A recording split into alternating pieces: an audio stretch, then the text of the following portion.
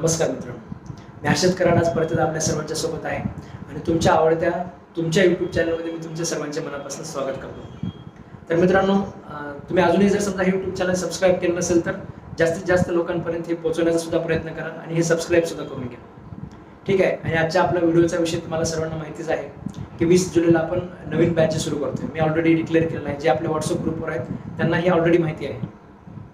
ठीक आहे. तर ही जी बॅच आहे आपली, या बॅचबद्दल आपण एक इन्फॉर्मेशन देण्यासाठी आपण आजचा हा व्हिडिओ बनवतो. म्हणजे नेहमीच आपण नवीन बॅच अनाऊन्स केल्यानंतर जी इन्फॉर्मेशन देण्यासाठी माहिती बनवतो, जे एक व्हिडिओ बनवतो, तो आज आपण याच्यामध्ये देत आहोत.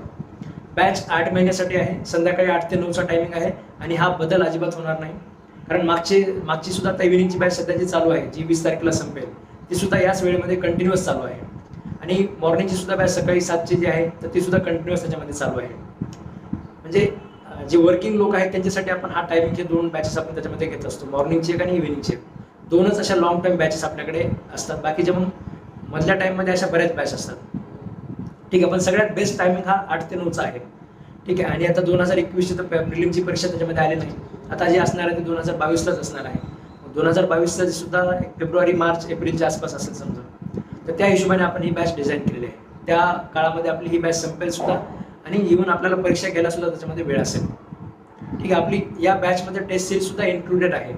म्हणजे याच्यामध्ये आपण जे काही समजा कॉन्स्टिट्यूशन आहे, एव्हिडन्स आहे, IPC आहे, अशा सगळ्या विषयांवर आपण काय करत असतो, इंडिव्हिज्युअल आपण टेस्ट घेत असतो.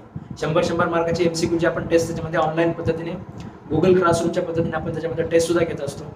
आणि सगळ्यात शेवटी आपण कॉम्प्रिहेन्सिव्ह टेस्ट सुद्धा त्याच्यामध्ये घेत असतो. म्हणजे परीक्षेचं जे डेट आहे त्या डेटच्या एक अगोदरची डेट आपण त्याच्यामध्ये ठेवून त्या तारखेपर्यंत आपण हे सगळ्या गोष्टी चांगल्या पद्धतीने कव्हर करणार आहोत. बरेच लोक त्याच्यामध्ये वीकेंड बॅचचा सुद्धा आग्रह करतात. आता वीकेंड बॅच सुद्धा आपण सुरू करूया परीक्षेच्या पुढे.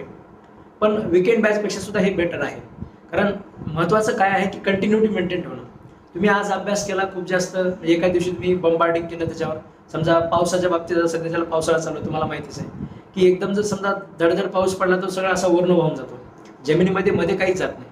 ठीक आहे. त्याच्यापेक्षा रोज त्याच्यामध्ये जर समजा म्हणजे असा दम धरून पाऊस जर असेल, जड वगैरे लागलेली असेल तर ते जमिनीमध्ये मुरण्याचे चान्सेस असतात.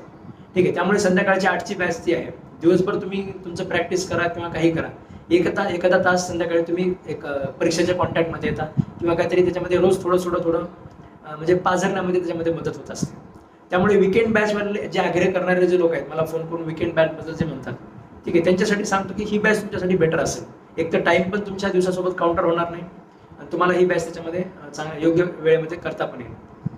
याची फीस सुद्धा आपल्या नेहमीप्रमाणेच आपली 8,000 रुपये फीस आहे आणि तुम्ही नेहमीप्रमाणे इन्स्टॉलमेंटमध्ये सुद्धा देऊ शकता. ठीक आहे. सुरुवातीला 4,000 रुपये भरायचे आणि 2 महिन्यानंतर तुम्हाला 4,000 रुपये भरायचे. ठीक आहे. 8 महिन्याचा कोर्स आहे, 8,000 रुपये फीस आहे, महिन्यासाठी 1,000 रुपये. ठीक आहे. काहीच मोठी गोष्ट नाही आहे. तुम्हाला जर त्याच्यामध्ये वाटत असेल तर मी म्हणजे माझ्यावर विश्वास ठेवून तुम्ही बिंदास त्याच्यामध्ये जॉईन करा. तुम्ही म्हणजे ह्या कोर्स करण्याच्या अगोदरचे तुम्ही म्हणजे स्वतःला जगासोबत कम्पेअर करण्याची काही गरज नाही आहे. ठीक आहे. म्हणजे या बॅचमध्ये बॅच जॉईन करण्याच्या अगोदरचे तुम्ही आणि बॅच कंप्लीट झाल्यानंतर तुम्ही तुमच्यामध्ये जो काही फरक त्याच्यामध्ये घडून आणणार आहे हा तुम्ही स्वतः त्याच्यामध्ये ऑब्झर्व करणार आहे. आपल्या बॅच आता महाराष्ट्रातून बरेच विद्यार्थी आपल्याकडे यांनी कोर्स केलेला आहे प्रिलिमचा वगैरे. तर तुमच्या आजूबाजूला जो कुणी असेल, तुमच्या कॉलेजचा जो कुणी असेल त्याच्यामध्ये, तर त्यांना विचारून घ्या, म्हणजे रिकमेंडेशन घ्या त्यांच्याकडनं की कशा पद्धतीने सर कंडक्ट करतात बॅच वगैरे. ह्या सगळ्या गोष्टी तुम्ही चौकशी करून तुम्ही बॅच जॉईन करा. आणि जर समजा कुणी आजूबाजूला नसेल तर माझ्यावर विश्वास ठेवून तुम्ही बिंदासपणे जॉईन करा. एक तुमचं जे एक नॉलेजेबल ओरिजिन आहे, म्हणजे आपल्यातलंच बेस्ट ओरिजिन, म्हणजे आपली स्पर्धा कुणासोबत असायला पाहिजे तर आपल्यासोबतच असायला पाहिजे. आपण आपल्यातला बेस्ट शोधण्याचा प्रयत्न केला पाहिजे. तर तुमच्यातला एक नॉलेजेबल ओरिजिन शोधून देण्याचं काम मी तुम्हाला करणार आहे. ठीक आहे. मग त्याच्यासाठी तुम्ही ही बॅच त्याच्यामध्ये जॉईन करण्याचा म्हणजे प्रयत्न करा. ठीक आहे. संध्याकाळी 8 ते 9 टायमिंग तुमचा, दुसरं काही असेल तर त्याच्यामध्ये ॲडजस्ट करण्याचा प्रयत्न करा. आणि ही लॉंग टर्म बॅच म्हणजे बाकीच्या बॅचेस आपल्या 3 महिन्याच्या 4 महिन्याच्या वगैरे बॅचेस असतात. ठीक आहे. ही लॉंग टर्म बॅच तुम्हाला त्याच्यामध्ये जास्त हेल्पफुल असेल आणि परीक्षेच्या म्हणजे त्या हिशोबाने आपण त्याच्यामध्ये ती बनवलेली आहे. इव्हन जे लॉ स्टुडंट्स आहेत मी त्यांना सुद्धा सांगतोय की तुम्ही तुमच्या कॉलेजमध्ये वगैरे समजा सिव्हिल प्रोसिजर कोड पाहतात, CRPC पाहतात. ठीक आहे. तिकडे जो पाहतात त्याच्यापेक्षा आपण इकडे सुद्धा पाहतोय, याच्यामध्ये सुद्धा फरक आहे. ठीक आहे. म्हणजे तिकडे तुम्ही एक युनिव्हर्सिटीच्या दृष्टीने एक 10 प्रश्न 12 प्रश्न तुम्हाला बनवायचे, त्या दृष्टीने तुम्ही पाहत असाल. इकडे आपण तसं पाहत नाही. इकडे आपण सिव्हिल प्रोसिजर कोड समजला पाहिजे. इंटरव्ह्यूला जरी काही प्रश्न विचारला तुम्हाला त्याच्यातला ट्रिक तर तुम्हाला तो लक्षात आला पाहिजे. ठीक आहे. त्या पद्धतीने आपण त्याच्यामध्ये पाहत असतो. इथे मोटिव्ह कोर्स कंप्लीट करणे हा नाही आहे, तिथे मोटिव्ह तुम्हाला ते परीक्षा क्रॅक करणे किंवा एक छोट्या गोष्टी ज्या आहेत प्रत्येक कायद्यामधल्या या बारीकीने त्या समजून घेणे हा आपला त्याच्यामधला मोटिव्ह असतो. तर तुम्हाला सुद्धा हा कोर्स त्याच्यामध्ये फायदेशीर असणार आहे. ठीक आहे, फर्स्ट इयरला जरी असाल, बाकीचे सब्जेक्ट तुम्ही शिकले जरी नसतील तरी सुद्धा म्हणजे इव्हन प्रोसिजरल लॉ सुद्धा तुम्हाला समजतील. ठीक आहे, म्हणजे ते सुद्धा आपण त्याच्यामध्ये तुम्हाला त्या पद्धतीने तशी गॅरंटी देतो. तुम्हाला ह्या सगळ्याच्या सगळ्या गोष्टी त्याच्यामध्ये समजून जातील आणि हा कोर्स झाल्यानंतर तुम्हीच तुमच्यातलं एक बेस्ट व्हर्जन त्याच्यामध्ये फाइंड करू शकाल. अशा प्रकारचा आपण हा कोर्स त्याच्यामध्ये डिझाईन केलेला आहे. ठीक आहे, तुम्हाला अजून म्हणजे बऱ्याच गोष्टी मी सांगण्याचा प्रयत्न केलेला आहे. टेस्ट सिरीज सुद्धा इन्क्लूडेड आहे. नोट्सच्या बाबतीत एक आहे, बरेच लोक म्हणतात की PDF मध्येच नोट्स पाहिजे. ठीक आहे, तर PDF मध्ये नोट्स द्यायला म्हणजे देऊ पण शकतो आपण त्याच्यामध्ये, पण तो एक्झामच्या स्ट्रॅटेजीचा भाग नाही आहे. नोट्स लिहून घेणे हा एक आपल्या स्ट्रॅटेजीचा भाग आहे. आपण कुठलंही प्रोव्हिजन आपण कशा पद्धतीने पाहतो की समजा डॉक्टर ऑफ इलेक्शन आहे, आपण सुरुवातीला म्हणजे मी तुम्हाला ते मराठीमध्ये एक सरळ सोप्या भाषेमध्ये सांगतो की एने बीची प्रॉपर्टी विकून टाकली, म्हणजे बी प्रॉपर्टी बीची आहे, एने विकून टाकली आणि एने विकून टाकताना त्याच ट्रान्झॅक्शनमध्ये बीला समजा काहीतरी बेनिफिट कॉन्फर्ड केलेले असतील, अशा वेळेस बीला ऑप्शन असतो किंवा एक तर ते ट्रान्झॅक्शनला ओके करायचं किंवा नाही करायचं. म्हणजे एक सरळ साध्या भाषेमध्ये आपण सुरुवातीला मराठीमध्ये कन्सेप्ट समजून घेतो. त्याच्यानंतर हा जो कन्सेप्ट आहे, आता हा सांगितल्यानंतर सुद्धा म्हणजे काही गोष्टी अशा आहेत, समजा डॉक्टर ऑफ प्रायोरिटी आहे, प्रोहिबिशन्स ऑफ टॅकिंग आहे, डॉक्टर ऑफ कॉन्ट्रीब्युशन आहे किंवा अशा काही गोष्टी आहेत, त्या गोष्टी आपल्याला एकदम मी तुम्हाला अशी जरी समजा कन्सेप्ट सांगितली आणि तुम्ही पुन्हा बेरॅटमध्ये वाचायला गेलं, तुम्हाला लक्षात असं वाटतं की सरांनी कन्सेप्ट सांगितलेली काहीतरी वेगळीच आहे आणि बेरॅटमध्ये काहीतरी वेगळे दिसते. ठीक आहे, त्यामुळे आपण पहिल्या स्टेजला तुम्हाला मराठीमध्ये कन्सेप्ट सांगतो, दुसऱ्या स्टेजला ते तुम्हाला बेरॅट सोबत रिलेट करून देतो. ठीक आहे, म्हणजे जे लोकांनी लॉ मराठीमध्ये केलेला आहे त्या लोकांचे सुद्धा मला फोन येतात, ते म्हणतात सर मी सगळं मराठीमध्ये केलेलं आहे, मी आता मराठीमध्येच द्यायला पाहिजे का? ठीक आहे, इंग्रजीमध्ये सुद्धा तुम्ही देण्याचा म्हणजे विचार करू शकता. जर तुम्ही त्याच्यामध्ये म्हणजे एकदा जरी तुम्ही हा कोर्स करून घेतला तर तुम्हाला इंग्रजी सुद्धा तेवढी फॅमिली वाटेल. म्हणजे नोट्स सगळे आता इंग्रजीमध्ये अवेलेबल आहेत, बऱ्याच गोष्टी आपल्याला त्याच्यामध्ये इंग्रजीमध्ये नोट्स किंवा मटेरियल सगळं इंग्रजीमध्ये अवेलेबल आहे.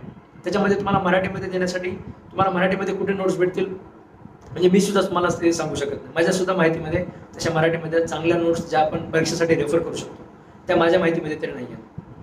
ठीक आहे, तर तुम्हाला सुद्धा हे त्याच्यामध्ये पहिल्या स्टेजला आपण मराठीमध्ये समजावून घेणार आहोत, दुसऱ्यांदा आपण ते बेरॅट सोबत रिलेट करणार आहोत आणि तिसऱ्या स्टेजला आपण त्याच्यामध्ये ते नोट डाऊन करून घेणार आहोत. म्हणजे एकदा तुमच्या कानावरनं सुद्धा जाणार आहे, एकदा त्याच्यामध्ये तुमच्या डोळ्यासमोरून जाणार आहे आणि एकदा तुमच्या हातातून तुम्ही ते लिहून घेणार आहे. ठीक आहे, आणि तुमची वही तुम्हाला ओळखीची असते. मी हे तुम्हाला मागच्या याच्यामध्ये सुद्धा सांगितलं होतं की आपण जे लिहिलेलं असतं ते आपल्या ओळखीचं असतं. PDF तुम्ही 17 वेळेस वाचा, परत जर तुम्ही परीक्षेच्या पुढे वाचायला गेला की ते एवढं मोठं दिसतं. पण आपली जी वही आपण 2 वहीमध्ये लिहून घेतलेलं आहे. ठीक आहे, 2 नोटबुक असतात तुमच्याकडे जास्तीत जास्त. ठीक आहे, तर जास्तीत जास्त 2 नोटबुकमध्ये तुम्ही जे सगळं लिहिलेलं आहे तुम्ही एका तासामध्ये सगळ्याचे सगळे रिव्हिजन करू शकता. परीक्षेच्या अगोदरच्या दिवशी तुम्ही 4 वेळेस 5 वेळेस सगळ्याचे सगळे विषय रिव्हिजन करू शकता, कारण आपण ते स्वतः लिहून घेतलेले आहेत. आपले त्याच्यामध्ये उदाहरणं आहेत, आपले त्याच्यामध्ये चर्चा आहे, आपले क्लासमधले त्याच्यामध्ये जोक तुम्हाला आठवतात, त्याच्यातले एक्झाम्पल्स वगैरे जे काही सगळ्या गोष्टी डिस्कशन आहे. ठीक आहे, म्हणजे जे एक शब्द लिहून घेतलेला असतात त्याच्यासोबत 10 शब्द डिस्कशनमधले असतात, ते तुम्हाला त्या नोट्समध्ये आठवतात. ठीक आहे, त्यामुळे आपले नोट्स हे डिक्टेशनमध्येच आपण लिहून घेत असतो आणि तो क्लासच्या स्ट्रॅटेजीचा भाग आहे. त्याच्यामुळे तुम्हाला नोट्स कधीही PDF मध्ये भेटणार नाही आणि तो आग्रही त्याच्यामध्ये चुकीचा आहे. ठीक आहे, म्हणजे तुम्ही जर म्हणत असाल मला जमतच नाही लिहायला त्याच्यामध्ये हे करायला, तुम्ही जॉईनच नका करू. ठीक आहे, कारण तुम्ही प्रिलिम पास पण व्हाल समजा, मग मेन्समध्ये काय करणार आहात तुम्ही? ठीक आहे, म्हणजे शेवटपर्यंत तरी जायला पाहिजे ना, म्हणजे तेवढाच त्याच्यामध्ये हे तरी आवश्यक असायला पाहिजे, तेवढं डेडिकेशन तरी आवश्यक असायला पाहिजे. लिहिणं म्हणजे JMFCची बेसिक रिक्वायरमेंट आहे. ठीक आहे, लिहिता तुम्हाला यायलाच पाहिजे. एखादा किती हुशार व्यक्ती असताना त्याची स्पीड नाही आहे, लिहिता येत नाही आहे, काय लिहिलं ते त्याच्याशिवाय दुसरा कुणीच किती जरी मोठा इंटरप्रेटर आणला तरी तो त्याच्यामध्ये वाचू शकत नाही आहे. ठीक आहे, अशा लोकांचा आपण त्याच्यामध्ये JMFCचा मेन्सचा त्याच्यामध्ये कोणीच गॅरंटी घेऊ शकत नाही. ठीक आहे, त्यामुळे लिहिण्याचा कंटाळा हा आग्रह चुकीचा आहे. JMFC जर तुम्हाला व्हायचं असेल तर, त्यामुळे PDF नोट्सचा त्याच्यामध्ये आग्रह करू नका. सगळीच्या सगळे तुमचे नोट्स क्लिअर तुमच्याकडे असतील इथपर्यंत ती माझी गॅरंटी आहे. तुमचं एखाद्या दिवशी समजा मिस जरी झालं तरी पुन्हा कोणी ग्रुपवर त्याच्यामध्ये नोट्स टाकतच असतं. ठीक आहे, आता इव्हिनिंगची सुद्धा आपली बॅच आहेच, मागचे 8 महिने झालं बॅच चालू आहे जवळपास. रोजच्या रोज नोट्स पुन्हा कोणी त्याच्यामध्ये ग्रुपमध्ये टाकतच असतं, ज्याने लिहून घेतलं ते टाकत असतं. तुम्ही सुद्धा ते नोट्स जर तुम्हाला ठेवायचे असतील तर तुम्ही सुद्धा ते नोट्स बघून तरी लिहून घेऊन म्हणजे लिहून तुमच्या वहीमध्ये तुमची वही मेंटेन करणं आवश्यक असतं. ठीक आहे, तर अशा पद्धतीने आपले नोट्स सुद्धा त्याच्यामध्ये असणार आहेत. परत एकदा सगळं तुम्हाला थोडक्यात सांगतो. 8 महिन्याची बॅच आहे, संध्याकाळी 8 ते 9चा टायमिंग आहे, कायम हाच असेल टायमिंग. ठीक आहे, कधीतरी समजा परीक्षा मागे पुढे जर झाली तर रविवारची फक्त दुपारचा वेळ आपण एक्झरसाइज करू शकतो, बाकीचं दुसरं वर्किंग आवर्स आपण घेत नाही. ठीक आहे, त्याच्यानंतर फीस सुद्धा 8,000 रुपये आहे. तुम्ही सुरुवातीला 4,000 आणि 2 महिन्यानंतर 4,000 असं सुद्धा त्याच्यामध्ये देऊ शकता नेहमीप्रमाणे. ठीक आहे, नोट्स सुद्धा आपल्या रायटिंगमध्ये लिहिलेले असतात. टेस्ट सिरीज याच्यामध्ये इन्क्लुडेड आहे. आपण गुगल क्लासरूमचा वापर करून आपण ऑनलाईन पद्धतीने ते सगळ्या टेस्ट त्याच्यामध्ये घेत असतो. ठीक आहे. याच्या व्यतिरिक्त जर तुम्हाला काही डाऊट असेल तर खाली स्क्रीनवर नंबर आहे. सध्या 11 ते 1चा टायमिंग फ्री आहे. तुम्ही 11 ते 1 मध्ये सध्याच्याला मला कॉल करू शकता आणि जे काही तुमचे डाऊट्स असतील ते तुम्ही त्याच्यामध्ये विचारून घेऊ शकता, इन्क्वायरी करून घेऊ शकता. ठीक आहे. यानंतर जर तुमचं त्याच्यामध्ये काय असेल तर तुम्ही मला तसं विचारू शकता. ठीक आहे. धन्यवाद. अजून परत एकदा सांगतो, जर तुम्ही हे यूट्यूब चॅनल सबस्क्राईब केलेलं असेल तर सबस्क्राईब करून घ्या आणि बाकीचे सुद्धा जे आपले महाराष्ट्रातले बाकीचे जे सुद्धा तुमचे ज्युनियर्स वगैरे जे आहेत त्यांच्यापर्यंत हा व्हिडिओ तुम्ही त्याच्यामध्ये पाठवण्याचा प्रयत्न करा आणि आपल्या व्हॉट्सअप ग्रुप आणि टेलिग्राममध्ये सुद्धा जॉईन होऊन घ्या, म्हणजे जिथे तुम्हाला अपडेट भेटतील. जे लोक व्हॉट्सअप आणि टेलिग्रामवर आहेत त्यांना ऑलरेडी माहिती आहे आपली बॅच 20 तारखेला सुरू होणार आहे. ठीक आहे. त्यामुळे तिथे सुद्धा तुम्ही त्याच्यामध्ये जॉईन होण्याचा प्रयत्न करा. या व्हिडिओच्या खाली डिस्क्रिप्शनमध्ये लिंक आहे. ठीक आहे. धन्यवाद.